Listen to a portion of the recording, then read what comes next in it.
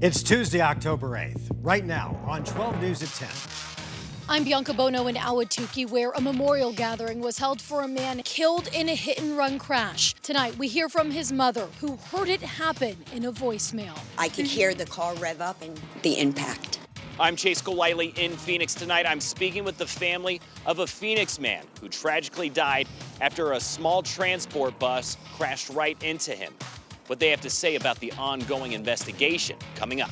We're done with the excessive heat warning, but the record highs will continue for the rest of this week. Good news is I'm tracking a cool down in the 7-day outlook.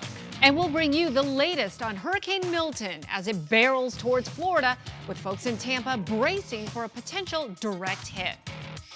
12 News at 10 with Mark Curtis and Caribe Divine starts now. As we begin tonight, Phoenix police are still searching for the driver who hit and killed a man as he was crossing the street and then fled the scene, leaving the victim in the road. Good evening and thanks for joining us for 12 News at 10. I'm Mark Curtis. And I'm Tram Mai. Caribe has the night off. 37-year-old Matthew Argentino lost his life in that crash. And tonight, his loved ones gathered in Ahwatukee to remember him. 12 News journalist Bianca Bono was there and spoke with Matthew's family. Matthew's family tells me they're in denial, unable to even begin to grieve because the person who hit him and left him in the street is still out there.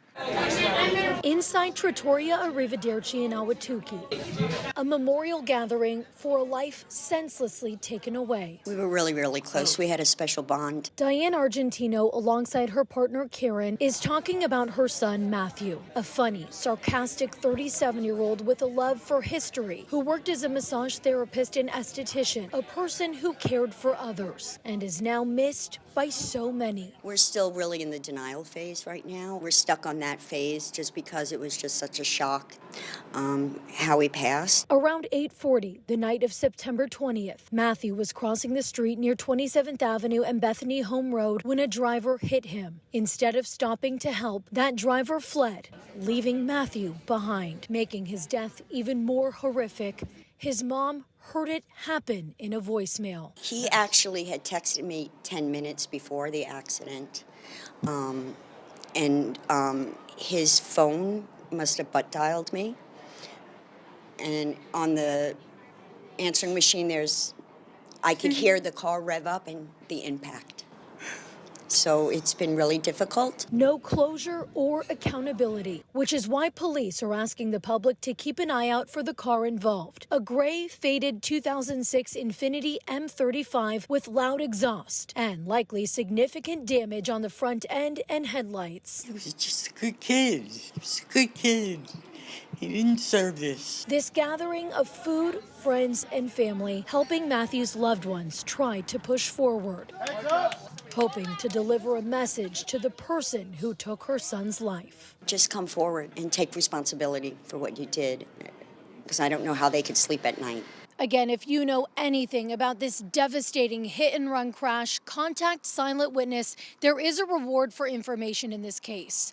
We're in Ahwatukee. Bianca Bono, 12 News. Bianca, thanks. New at 10, a woman is dead following a shooting near a Mesa bus stop this morning.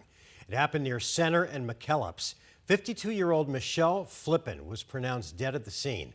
Police say they were able to find the suspect close by with help from their real-time crime center tech and witnesses. 44-year-old Andrew Rada is now in custody after admitting to police that he was involved in the shooting. Also new tonight, St. Luke's Behavioral Health Center in Phoenix is laying off more than 200 workers.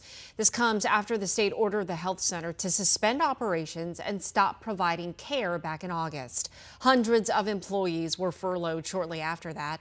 Steward Healthcare System, which owns St. Luke's, notified the state last week that it plans to lay off 255 employees. Steward Healthcare filed for bankruptcy in Texas back in May. Arizona Attorney General Chris Mays is still investigating that bankruptcy and its effects. All right, time to check in with meteorologist Lindsay Riley for your weather impact forecast. Our excessive heat warning expired at about 8 o'clock tonight. But don't get too excited because we're still setting heat records for the next couple of days. Yes, we sure are. And we're still going to be in the 106 range through Friday, and we will be setting daily record highs. Today was the 15th day in a row of record highs, 108 the official high. We should be at 92 this time of year. And this stretch is expected to continue, and it could possibly run through Monday, which would bring us to 21 days in a row of record highs. That is the longest consecutive stretch ever by far. Here's at least what it looks like through Sunday.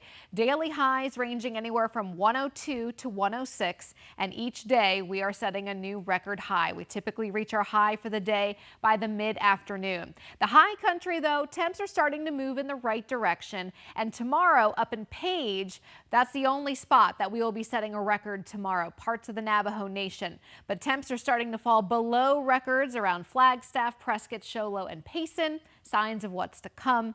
And we'll just wait till the 7-day because I'm also showing you when we could see some double digits. Tram? All right, Lindsay, thank you. Tonight, only on 12 News, we're speaking with the family of the Phoenix man killed after being run over at a Valley Transit depot.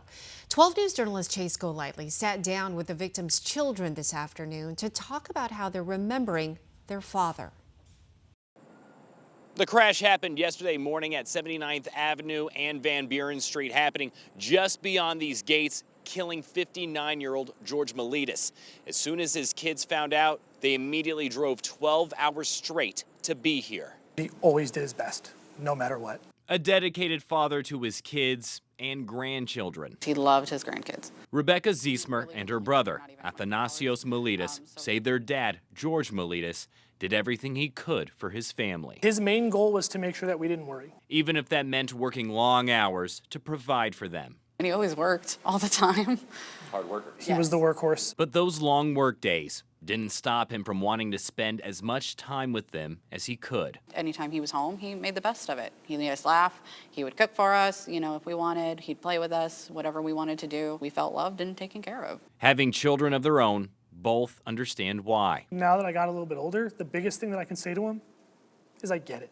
The time you did have wasn't a lot sometimes, but now that I have kids of my own, I retired out of the military recently, so long hours, stuff like that, I get it.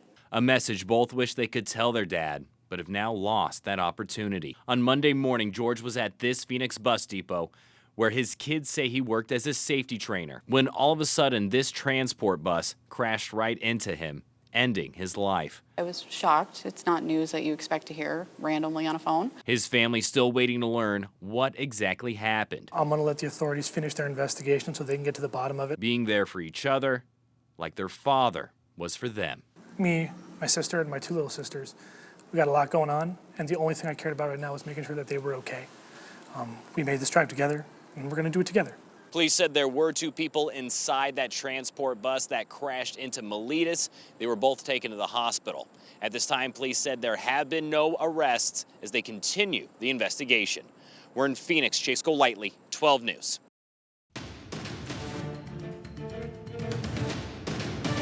Election Day is 4 weeks from today, and in Maricopa County, election officials are taking every necessary step to make sure that all the tabulation equipment is good to go.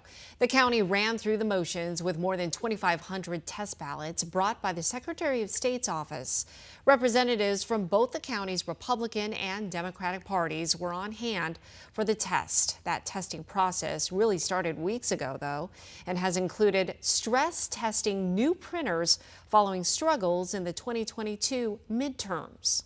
Since 2022, we have replaced all of our ballot-on-demand printers. So the printers that are out at the vote centers are actually a larger, more robust printer so that we can ensure that those ballots are printed accurately. We've done stress testing, and we hope that everything will go smooth. This also marks the first time since 2006 that Maricopa County voters have had a 2-page ballot, meaning close to 4.2 million pieces of paper will be counted using this equipment. Meanwhile, the presidential campaigns are going all out to try and sway Arizona voters before the election. Second Gentleman Doug Emhoff was in Arizona today. He started with a Get Out the Vote rally in Phoenix and then went on to a Republicans for Harris event in Mesa. Tomorrow is all about the candidates for vice president. Minnesota Governor Tim Walz arrived in Phoenix just moments ago. He'll spend some time here tomorrow before heading to Tucson for a rally. Ohio Senator J.D. Vance will be at a town hall in Mesa tomorrow. Both presidential candidates will also have a presence here in the coming days. Vice President Harris will be in Phoenix Thursday for a campaign rally, and former President Trump will hold a rally in Prescott Valley on Sunday. Also in focus this week, the U.S. Senate debate between Ruben Gallego and Carrie Lake, which is happening tomorrow night. Coverage starts at 5:45 p.m. with a debate preview on our 12 News Plus streaming channel. That debate will also air on 12 News from 6 to 7 p.m. Our post-debate coverage will stream on 12 News Plus at 7 p.m. To download the app, just search for the 12 Plus app on your Apple TV, Fire TV, and Roku. All the debates are sponsored by the Arizona Citizens Clean Elections Commission.